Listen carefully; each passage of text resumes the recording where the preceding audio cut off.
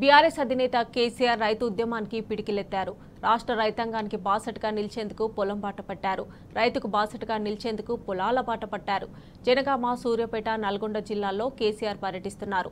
ఇందులో భాగంగా జనగామ జిల్లా దేవరుప్పల మండలం ధరవత్ తండాలో పర్యటించారు.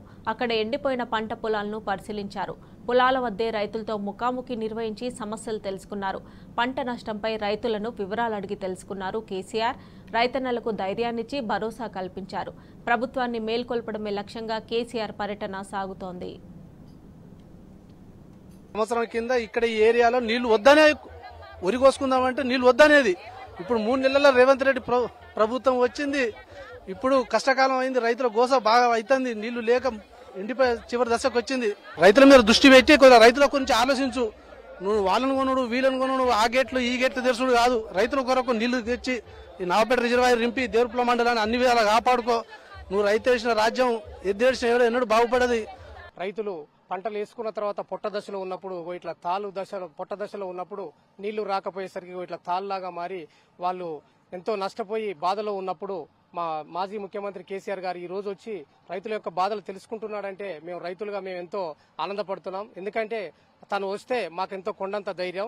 ఎందుకంటే గత వేసవిలో ఈ టైంలో మా వెలుగుపల్లి రుద్రమ్మ చెరువు ఇవన్నీ కాళేశ్వరం నీళ్లతోటి అలుగులు పోసి రైతులు పంటలు పండించుకుని ఎంతో ఆనందంగా ఉన్నాం. కానీ ఈసారి ఏమైందో ఏం జరిగిందో తెలియదు. కానీ అసలు కాళేశ్వరం నీళ్లు అనేటివి రాకుండా మా రైతులకు పొట్ట దశలో ఉన్న పొలాలు ఇవాళ ఎకరాల కొద్దిగా దాదాపుగా ఒక 300 నుంచి 400 ఎకరాలు ఎండిపోవడం జరిగింది. రైతులు ఎంతో ఆవేదనతోటి ఉన్నారు. ఖచ్చితంగా రైతులకు నష్టపరిహారం ఇప్పించాలనే పోరాటంలో మేము కేసీఆర్ గారు వెంట ఉండి నడుస్తామని తెలియజేస్తున్నాం. మత్తడి దునుకుతున్నటువంటి చెరువులను చూసి ఎంతో సంతోషంగా ఉన్నటువంటి మా రైతాంగం నేడు వెలవెలబోతూ ఎండిపోయిన పంటలను చూసి గుండెలు తరుక్కుంటున్నటువంటి సమయంలో మా ఆపద్ బాంధవుడు మమ్మల్ని అందరినీ ఆదుకునేందుకు వస్తున్నటువంటి మా కేసీఆర్ గారికి వారు చేసే పోరాటంలో మేము ఎల్లప్పుడూ అండగా ఉంటాం. మమ్మల్ని ఆదుకున్నది, మా పంటల్ని కాపాడింది, గత 6 కార్ల పంటల్ని కూడా కాపాడింది కేసీఆర్ గారే.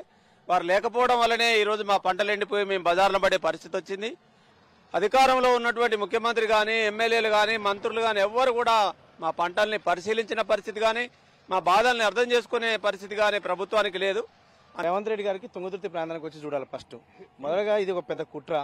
ముందర రాజకీయంగా ఎదుర్కోలేక తట్టుకోలేక కాళేశ్వరం కుట్ర చేసి నీళ్ళు ఆపిర్రు.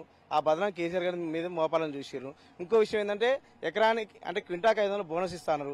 పంట ఎక్కువ పండితే 500 బోనస్ ఇవ్వాల్సిన ఉద్దేశంతోనే ఇవాళ పంట పండవద్దు, కేసీఆర్ గారిని బదనం చేయాలా, కాళేశ్వరం నీళ్ళు ఇవ్వాలంటారు. ఇప్పుడు ఓటు వేసినందుకు ఆయనకి శిక్ష ఇస్తుండ్రు. ఇప్పుడు ఒక ఆయన రైతు బంధు అడిగినందుకు చెప్తూ కొట్టమన్నాడు.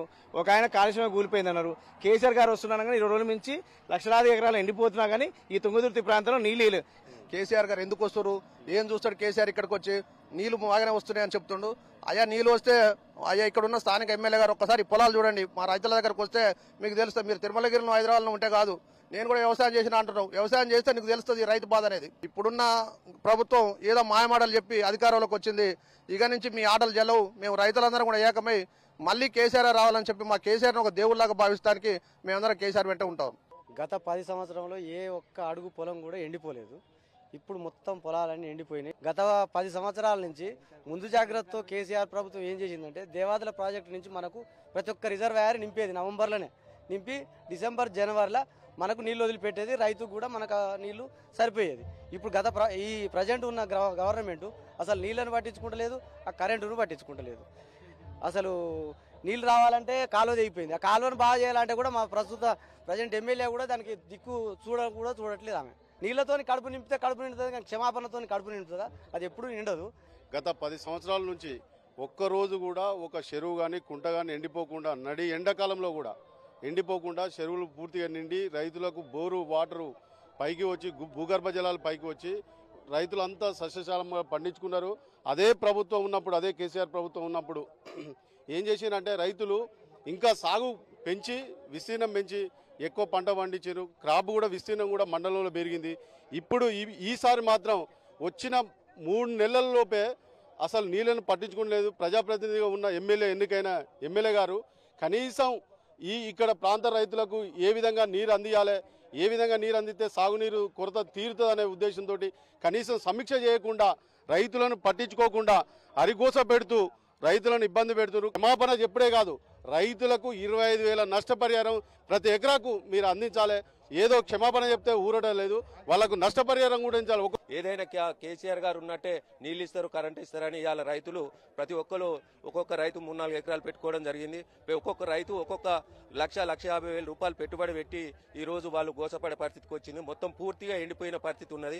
ఈ పరిస్థితులలో వాళ్ళకు కనీసం ఏదే పెట్టుబడి మందమన్నా ఆదుకోవాలని చెప్పి రైతులు ఎంత అన్నా కూడా కనీసం ఇటు తొంగి కూడా చూడకుండా ప్రభుత్వం కనీసం ఈ రైతుల ముచ్చట కూడా ఇంతవరకు మాట్లాడతలేరు వాళ్ళు.